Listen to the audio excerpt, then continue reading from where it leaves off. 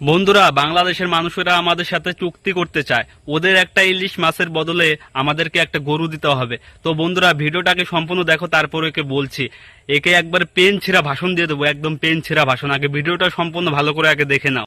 আমরা তোমাদেরকে ইলিশ দেব, একটা ইলিশের বিনিময়ে আমাদেরকে একটা করে গরু দিতে হবে।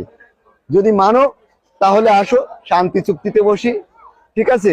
আর যদি না মানো তাহলে দাদা আর তোমাদের ইলিশ খাওয়া হলো না গো। তাহলে শোন, এবার তোদের বাংলাদেশ থেকে যদি আমাদের ইন্ডিয়াতে একটা ইলিশ মাছ না আসে, তোদের ওইখানকার যারা ইলিশ মাছ বিক্রি করে তারা না খেয়ে মারা যাবে।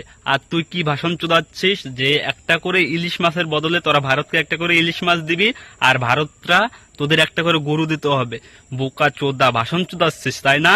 তোকে গরু আছে না, গরুর ঠ্যাং তোর বললাম না আর কথাটা বুঝতে পারলি? ভিডিওটা আগে ভালো করে দেখ। তোদের বাংলাদেশ থেকে যদি আমাদের ভারতে ইলিশ মাছ